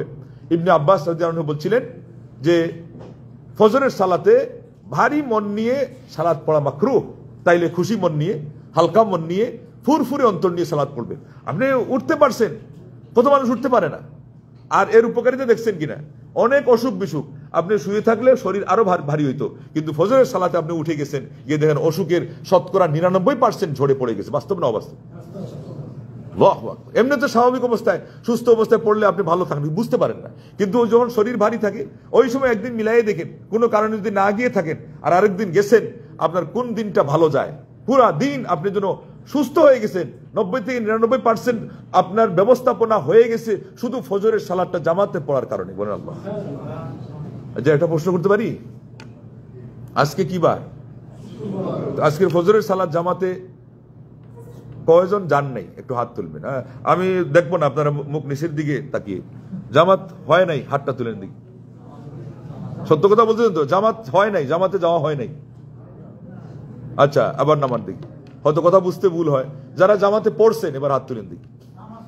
জামাতে জামাতে যাই হোক, হ্যাঁ নামান, মানে উত্তরটা আশানুরূপ হয় নাই। তাই অথচ একটা হাদিস আসছে, আল্লাহ নবী সাল্লাল্লাহু আলাইহি ওয়াসাল্লাম বলেছেন সর্বোত্তম সালাত, নামাজ তো সবটাই উত্তম, তাই না? সর্বোত্তম সালাত হলো জুমার দিনের ফজরের নামাজ, যেদিন আপনি জামাতে পড়বেন। বলেন আল্লাহু আকবার। তো এটা আর ছাড়া যাবে আজকে থেকে? আগামী জুমার দিন যদি আবার ওই প্রশ্ন করি, তাহলে উত্তর কি আসবে? সবগুলো উঠবে তো হাত? আমাকে দেখানোর জন্য না, কাকে দেখানোর জন্য? আল্লাহর দেখানোর। আমি আপনাদের একজন সহযোগী, এই কথাটা বলে আপনাকে একটু এনকারেজ করছি। যেমন হাসি, মুস্কি হাসির কথা, রাগ থেকে দূরে থাকার কথা, এটাই আলিমদের দায়িত্ব। এরাই মানুষকে শিখাবে দিন, আর কে শিখাবে? এরাই মানুষকে তাদেরকে কল্যাণের কথা বলে দিবে। এরাই মানুষের জন্য শুভাকাঙ্ক্ষী সাজবে দুনিয়াতে। এরা ছাড়া কে শুভাকাঙ্ক্ষী সাজবে? অনালিমরা যদি শুভাকাঙ্ক্ষী সাজতেও যায়, তো ভালো করতে গিয়ে আপনার অপকার করে ফেলবে, কারণ সে জানে না উপকার কিভাবে করতে হয়। আলেমরা যদি এগিয়ে আসে সমাজ সেবায়, মানুষের উপকারার্থে, মানুষের কল্যাণে, তাইলে একটা পাড়া, একটা মহল্লা, একটা জেলা, একটা ডিস্ট্রিক্ট, একটা দেশ, একটা জগৎ এর মধ্যে বাস্তবে উপকৃত হতে পারে। সারা দুনিয়াতে শান্তিতে আল্লাহ রাব্বুল আলামিন পরিবেশকে একেবারে শান্তিময় করে দিতে পারেন। বলেন আল্লাহুম্মা আমিন। তাহলে আল্লাহ নবী সাল্লাল্লাহু আলাইহি ওয়াসাল্লাম এই হাদিসটা যেখানে আসছে, ওই জায়গাতেই আরেকটা হাদিস আসছে। আমি তখন চিন্তা করলাম, হায় হায়, আমি নিজে মাঝে মধ্যে ওই এই বিষয়টা বলার পরে, চিন্তাটা বলার পরে, চিন্তা থেকে কিভাবে মানুষ উদ্ধার পাবে, তখন আমি বলে দিই, যেটাকে বললাম না যে সাধারণত চিন্তা হতে পারে একটা ভুল করে লেছেন জীবনে, অনেক বড় ভুল, এটা আর যাচ্ছে না অন্তর থেকে। তো আমাদের ইসলামে তো তওবার ব্যবস্থা আছে, মানুষের অধিকার এটাও বুঝিয়ে দেওয়ার ব্যবস্থা আছে। তাকে যদি দেখেন যে সরাসরি জানলে আরো উল্টা ধরবে, তখন আপনি অন্যদের মাধ্যমে পৌঁছাই দেন। অথবা তাও হয় নাই, সন্ধানই পাচ্ছেন না, তাহলে পরে আপনি তার নামে ওই জিনিসটা সদকা করে দেন, আমার আল্লাহ সেই ব্যবস্থা নিয়ে নেবেন, ওটা তার কাছে পৌঁছে যাবে। বলেন আলহামদুলিল্লাহ। এখন আপনার লুট নেওয়ার কি আছে? আর তো লুট নেওয়ার কিছু নেই। এখন আপনি লুট নেওয়ার জন্য যতটুকু ক্ষতিগ্রস্ত হচ্ছেন তার চেয়ে আরো বেশি ওইটা আদায় করার জন্য যদি বাদ থাকে কিছু আদায় করেন, তওবাকে আরো বেশি করে করেন, অনুশোচনা করেন, আর আগামীতে যেন এই ধরনের ভুল বা কোনো ধরনের ভুল না হয় সেই জন্য আপনি অ্যালার্ট থাকেন, নেকের কাজ বেশি বেশি করতে থাকেন। এরপরে 24 ঘন্টা তো ইসলামে আমল আছেই, সুবহানাল্লাহ, আলহামদুলিল্লাহ, আল্লাহু আকবার, লা ইলাহা ইল্লাল্লাহ, আল্লাহ আল্লাহ আল্লাহ। এক একটা শব্দ বলতেছেন, জান্নাতে একটা জান্নাতি খেজুর বৃক্ষ লেগে যাচ্ছে, যার পরিধি ভ্রমণ করতে গেলে দ্রুতগামী ঘোড়া নিয়ে আপনার 100 বছর লাগবে। আপনি কেন দুঃখিত? আপনি কেন ব্যথিত? আপনার জীবন কেন এত ভারী? ভারী হলো আরেকটা কারণে, দায়িত্ব নিয়ে বসে আছেন, পালন করেন না। মাকে ফোন দেন না বেশি বেশি। মাকে ফোন দিবেন, যাদের মা বেঁচে আছে প্রত্যেক দিন একটা ফোন দিবেন, পারবেন? এটাতে আপনার লাভ হবে, আমার লাভ হবে না। মারও অত বেশি লাভ হবে না, আপনার হবে। আপনার তার রেণু ছিঁড়ে আপনি দুনিয়াতে আসছেন, ওই মানুষটার সাথে যত সম্পর্ক গভীর হবে আপনি সুখী থাকবেন। বলেন আল্লাহ। এমনি সুখী। মানবিক হওয়ার আগে মানসিক যে বিদ্যা সেটাই বলছে যে এই মানুষ সুখী থাকবে, কারণ এই স্ত্রী এখন আপনার সবচেয়ে আপন হয়েছে, কিন্তু আরেক ঘর থেকে সে আসছে। আর মা তার রেণু ছিঁড়ে পেটে থাকা অবস্থায় তার রগ রেশা থেকে, শিরা উপশিরা থেকে নির্গত যেই নির্যাস, ওইটা পান করে করে আপনি ওখানে জীবিত ছিলেন। আপনার হৃদস্পন্দনটার থেকে তার স্মৃতি জড়িত আছে, দুনিয়াতে আসার আগ থেকে স্মৃতি জড়িত আছে। আর আল্লাহর প্রসঙ্গ বলতে গেলে জুমাবারে একটা সুন্নতি কেরাত হলো, দ্বিতীয় রাকাতে কি পড়া? সূরা ইনসান, আমরা প্রথম আয়াত থেকে হাল আতা আলাল ইনসানি হিনুম মিনাদ দাহরি লাম ইয়াকুন শাইআন মাযকুরা। আরো আপনার ব্যাকগ্রাউন্ড আরো পেছনে, মানুষের উপরে এমন সময় আসে নাই যখন সে উল্লেখ করার মতো উল্লেখযোগ্য কোনো একটা বস্তুও ছিল না, ব্যক্তি তো দূরের কথা। আল্লাহ আপনাকে সেটা স্মরণ করে দিয়েছে। ওই অবস্থা থেকে এই অস্তিত্বের মধ্যে কে নিয়ে আসছে? আজকে দিব্যি 3.5 হাত বডি, মাশাআল্লাহ। আমাদের এখানে কেউ তো বিকলাঙ্গ না, আমাদের এখানে কেউ তো প্রতিবন্ধী না। আপাত মস্তক প্রত্যেকটা অঙ্গ প্রত্যঙ্গ পরিপূর্ণ এবং চলার মতো একটা সুস্থতা নিয়ে আসেন। এই নিয়ামত কে দিয়েছে? আল্লাহ। শুধু মাঠটা শুনলে আপনি আজকে উঠলেন, আল্লাহ। এত গভীর সম্পর্ক তার সাথে, আল্লাহর সাথে যে সম্পর্ক আছে এটা আর কারোর সাথে হতে পারে? আল্লাহকে কেন ভুলে যান? এই জন্য শুক্রবার দিনের এই যে সুন্নতি কেরাত, প্রথম রাকাতে সূরা সাজদা, ওটাও 30 আয়াত, দ্বিতীয় রাকাতে সূরা দাহর বা ইনসান, ওটাও 30 আয়াত। তাহলে 60 আয়াত দিয়ে আল্লাহ নবী সাল্লাল্লাহু আলাইহি ওয়াসাল্লাম ফজরের সালাত পড়াইতেন, এবং এভারেজ হিসাবে আসছে ওনার ফজরের সালাত হইতো ন্যূনতম 60 দিয়ে আর সর্বোচ্চ 100টা আয়াত দিয়ে 2 রাকাত মিলে। আজকে আমাদের ইমাম সাহেবরা যদি 100 তো দূরের কথা, ওই শুক্রবারেই যে 60 আয়াত দিয়ে ইমামতি করে, অনেক মুসল্লি বলে যে আগামী শুক্রবার পর্যন্ত বিদায়, ছুটি। হ্যাঁ, প্রথম রাকাতেও 30 আর দ্বিতীয় রাকাতে আরো 30, ওখানে একটু 20 করলেই তো হয়। নিয়ম আছে, স্বাভাবিক অবস্থায় যেখানে অপশন আছে দ্বিতীয় রাকাতটা প্রথম রাকাতে একটু হালকা হওয়া, কিন্তু এই আয়াত এই দলিল বলে দিচ্ছে যে সমান হতে পারে। আল্লাহ নবী সাল্লাল্লাহু আলাইহি ওয়াসাল্লাম থেকে শুক্রবারে এই 2 সূরা ছেড়ে দেওয়ার দলিলই পাওয়া যায় না, সার্বক্ষণিক কন্টিনিউয়াসলি পড়ার দলিলই পাওয়া যায়। আর এখানে প্রমাণ পাওয়া যাচ্ছে দুইটাই সূরা সমান, মানে আয়াত সংখ্যা সমান হতে পারে। ওই কোনোটা লম্বা কোনোটা সংক্ষেপ হয়ে প্রথমটা একটু লম্বা হয়ে যাবে। প্রথমটাতে একটা সেজদাও আছে, যখন আপনার ইমাম সাহেব সেজদায় তিলাওয়াত দিবেন এগুলো সহ দেখবেন যে এখানে একটু সময় বেশিই যায়। আল্লাহু আকবার। ঘুরে ফিরে আমার নবী সাল্লাল্লাহু আলাইহি ওয়াসাল্লামের সুন্নাহই থেকে যায়। এটার যে ঐতিহ্য, এটার যে সম্মান, এটার যে প্রায়োরিটি, এটার যে পজিশন, এটা ওই জায়গাতেই থেকে যায়। আজও যদি আমি চাই যে সম্মানী হতে, ভালো থাকতে, যেই অবস্থায় আল্লাহ রাখেন না কেন এর তুলনামূলক ভালো থাকবেন, তাহলে যত বেশি আপনি নবী সাল্লাল্লাহু আলাইহি ওয়াসাল্লামের আদর্শ ফলো করবেন আপনি তত ভালো থাকবেন। কেননা তিনি ছিলেন পৃথিবীতে এমন ভালো মানুষ যে তার সাথে পৃথিবীতে কোনো নবীকে, রাসূলকে, আল্লাহর ওলি আউলিয়াকে তার সাথে তুলনা করা অসম্ভব। বলেন আল্লাহু আকবার।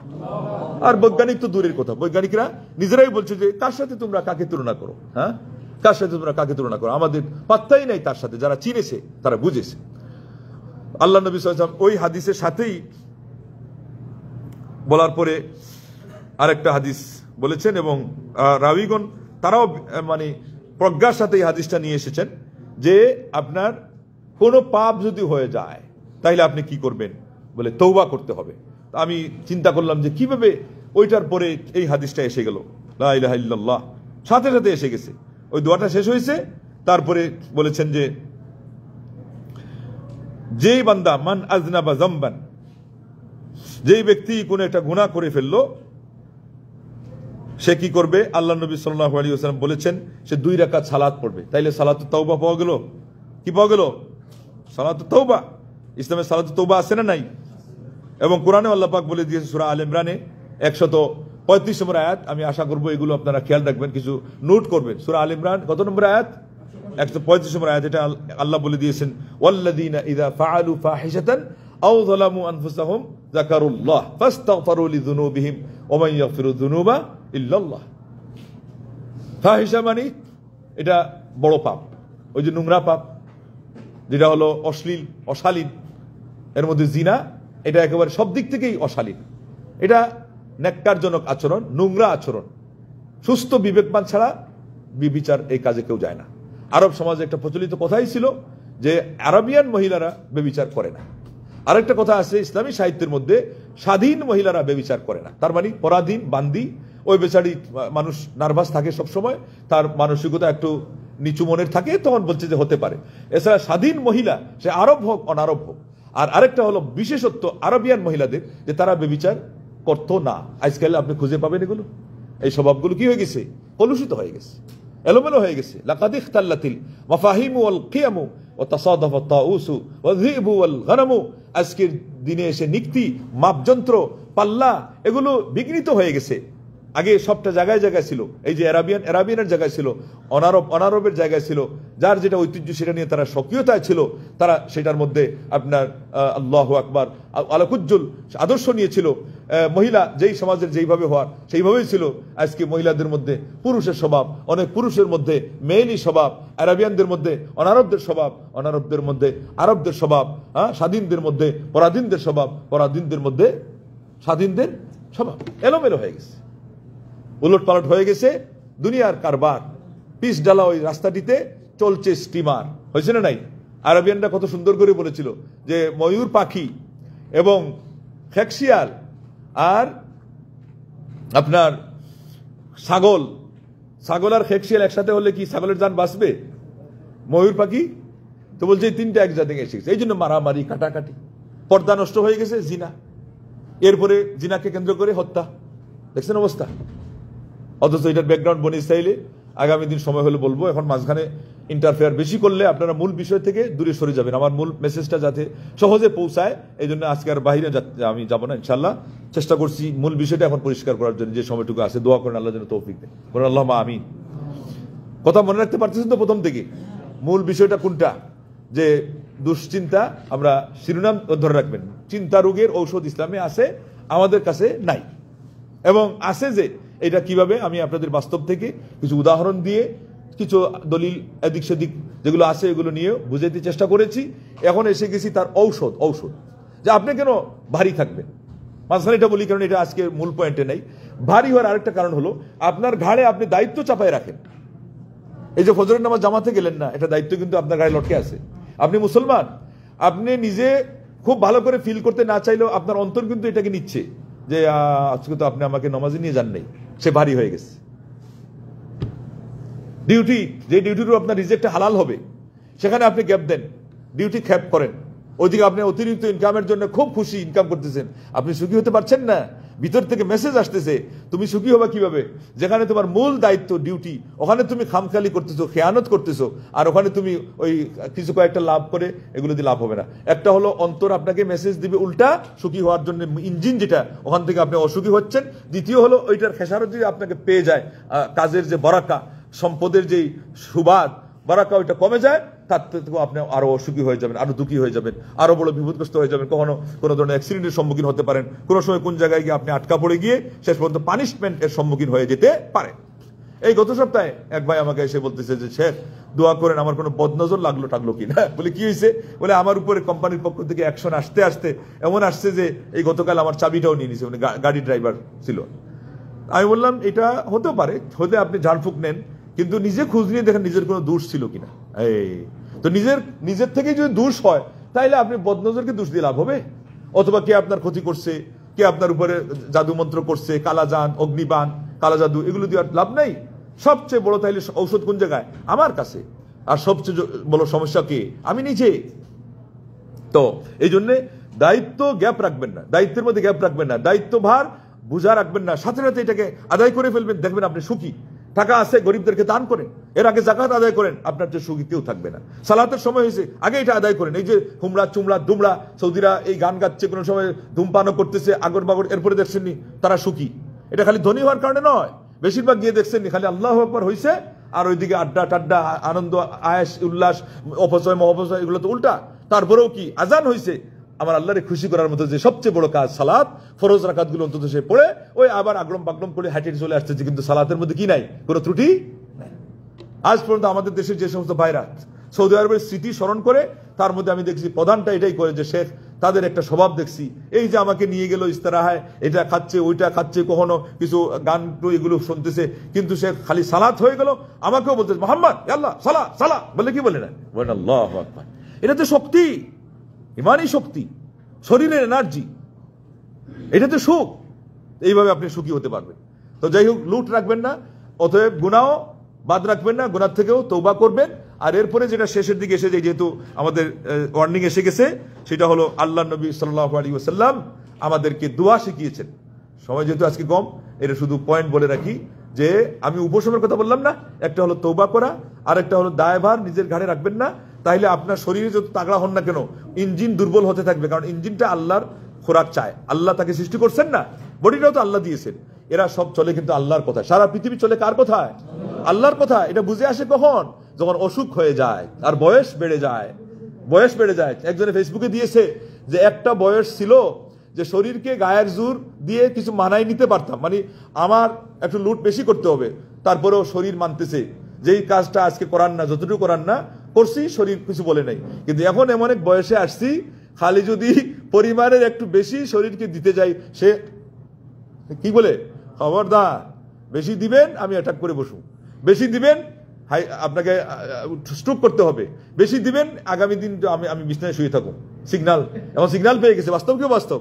এটা বিশেষ করে 40 ওভার হলে, 40 প্লাস হলে, 50 পর্যন্ত গেলে এটা বেশিরভাগ বুঝে এসে যায়। আর আগের যুগের মানুষ মাশাআল্লাহ 50-60 বছর সুস্থ থাকতো। আজকাল ফরমালিন যুক্ত খাবার, এইগুলোর আরেকটা কারণ যে আমরা দুর্বল হয়ে যাই। আর সেই সাথে আরেকটা মনে রাখবেন, আফগানিস্তানি দেখছেন কি শক্তি কত, আফগানিস্তানি, বিশেষ করে পাকিস্তানিরও অনেকে আছে, এরা খায় কি, এদের খাবারের সাথে, এটা তো রুটি চাউলের জায়গায়, সাথে কি দেখবেন, আমি যদি 2টা আইটেম বলি আপনি 3টা বলতে পারবেন না। নিরামিষ খাইতে গেলে বুট, বুট যেটা ছোলা, আমরা এটাকে আর কি বলি, কি বলি এটাকে, আহা আরেকটা শব্দ বলেন না আপনারা, কাবুলি, কাবলি, কাবুলি বলে, মোটাটা আর কি। আর দ্বিতীয়টা কি, গুস্ত, গুস্ত, গুস্তটা কি ফ্রিজের খায় না ফ্রেশ খায়? ওদের বেশিরভাগ কি খায়, ফ্রেশ। মাত্র 2টা আইটেম। তাদের দেশে থাকতে হয়তো পানিও খাইতো ওই ইন্দারার পানি, মানে যেটা হলো ন্যাচারাল, ঠিক আছে। আর ওইদিকে ভুট্টা, গম, হ্যাঁ, জও তারা বলে, গেহু, আল্লাহু আকবার। আর ফল, আজকেই যার সাথে আসলাম পাকিস্তানি ড্রাইভার ছিল, জিজ্ঞাসা করলাম তোমাদের দেশে ফল টল হচ্ছে নাকি, বলে কি করে, ভরপুর, এগুলো ন্যাচারাল জিনিস, খাবেন সুস্থ থাকবেন। আর আমাদের ভাইদের স্বভাব কি, খালি হাবি জাবি দিয়ে খালি পেট ভরতে হবে, যার ফলে শরীর মোটা হয় আর শক্তি থাকে না, ওইরকম থাকে না। কোনো সময় মোটা হয় তো দেখবেন যে কোমরের উপরের এক সাইজ, কোমরের নিচের আরেক সাইজ, হাঁটুর নিচের আরেক সাইজ, এগুলো অসমান্তরাল এবং অপ্রাসঙ্গিক। এই শরীর নিয়ে তো আরো বিপদে পড়ে গেলে। আর যদি এটা ভারী হয়, তাহলে একজনের উদাহরণ দেখাইছে যে সুতা দিয়ে লটকাই রাখছে, আবার ওইদিকে একটা ঝুলান্ত এরকম একটা ব্যাগ থলে, তো বলছে যেটার সাথে লটকাইছে এটার কতদিন থাকবে, এটা মটমট করে ভেঙে যাবে না। তো এই জন্য পেট যদি ভারী হয়, কোমর ব্যথা এমনিই হবে, পেট যদি ভারী হয় পায়ে ব্যথা এমনিই হবে, ইউরিক অ্যাসিড লাগবে না। পেট যদি ভারী হয় ওই পা আপনার অত বেশি আপনাকে সাপোর্ট করবে না। এই জন্য বিশেষ করে বয়স হয়ে গেলে খাবারের পরিমাণ ঠিক রাখবেন, সেই সাথে আপনার আইটেম ঠিক রাখবেন। কম খাবেন কিন্তু খাবেন সলিড, খাবেন কি যত বেশি পারেন টাটকা, পারবেন তো। আর পরিমাণ কি 3 ভাগের 1 ভাগ। আল্লাহ নবী সাহেব বলছেন যদি এর চেয়ে বেশি খাইতেই হয়, কয়েক লুকমার চেয়ে বেশি, তাইলে 1 ভাগ খাদ্যের জন্য, আরেক ভাগ পানীয়ের জন্য, আরেক ভাগ শ্বাস নিঃশ্বাসের জন্য, দেখবেন যে আপনি সুস্থ থাকবেন, আপনি ভালো থাকবেন। আর দোয়াটা তাইলে আজকে যেহেতু সময় শেষ হয়ে গেছে, আগামী সপ্তাহের জন্য আমরা রেখে দেই যে আল্লাহ নবী সাল্লাল্লাহু আলাইহি ওয়াসাল্লাম আমাদেরকে নিরাপত্তার জন্য, সুস্থতার জন্য এবং সব দিক থেকে আমরা যাতে করে পারিপার্শ্বিক দিক থেকেও আমরা সুন্দর থাকি, ভালো থাকি, আমার নবী সাল্লাল্লাহু আলাইহি ওয়াসাল্লাম দোয়াও শিখিয়েছেন। তার আমাদের দুইটা অস্ত্র, একটা হলো দাওয়া আর একটা হলো দোয়া। এই পর্যন্ত যা আলোচনা করলাম এটা হলো দাওয়া, মানে ব্যবস্থা অবলম্বন করা, আর এরপরে দোয়া তো লাগবেই, যেহেতু আমাদের জন্য এটা বড় হাতিয়ার। আল্লাহর কাছ থেকে সাহায্য না আসলে আমরা যতই চেষ্টা করি কোনো লাভ হয় না। তো আল্লাহর কাছে দোয়া করি আল্লাহ পাক আমাদের সবাইকে সুস্থতার নিয়ামত দিয়ে রাখেন, এবং ইসলামে সুস্থ থাকবেন কেন, আল্লাহর দিন, আল্লাহর পক্ষ থেকে প্রাপ্ত দায়িত্ব পালন করার জন্য, নেক আমল বেশি বেশি করার জন্য, ইলম শিকার জন্য। এই যে আপনারা এখানে আসছেন, কষ্ট করে আসছেন, এটা যদি আপনি চেষ্টা না করতেন হইতো না। আমি দেখলাম চোখের সামনে দিয়ে অনেকে চলে যাচ্ছেন, সালাদটা পড়ে ও কিছু একটা বাজার সদাই করে যাচ্ছেন খুব সুখে, অথচ এখানে আসলে সবচেয়ে বড় খোরাকটা হইতো ওনার আত্মার খোরাক। আল্লাহু আকবার, জান্নাতের ফল খাওয়ার কথা আল্লাহ নবী সাহেব বলছেন, সেই সাথে আলহামদুলিল্লাহ দুপুরের খাবারের তো ব্যবস্থা আছেই, এটা অনেকেই বুঝে না। এই জন্য আপনারা এটা মনে রাখবেন, অন্যান্য ভাইদেরকে উৎসাহিত করবেন, তাহলে পরে ইহ এবং পরকালে আল্লাহ পাক আমাদেরকে ভালো রাখবেন। মহান রব্বুল আলামিন সবাইকে সুস্থ রাখেন, সুষ্ঠু জীবনের অধিকারী করেন, সুখী জীবনের অধিকারী করেন, ধার্মিক জীবনের অধিকারী করেন, এবং সর্বোপরি আল্লাহ পাক পরকালে আমাদেরকে জান্নাতবাসী করেন। বলুন আল্লাহুম্মা আমিন। ওয়া আখিরু দাওয়ানা আনিল হামদুলিল্লাহি রাব্বিল আলামিন। ওয়াসসালামু আলাইকুম ওয়া রাহমাতুল্লাহি ওয়া বারাকাতুহু।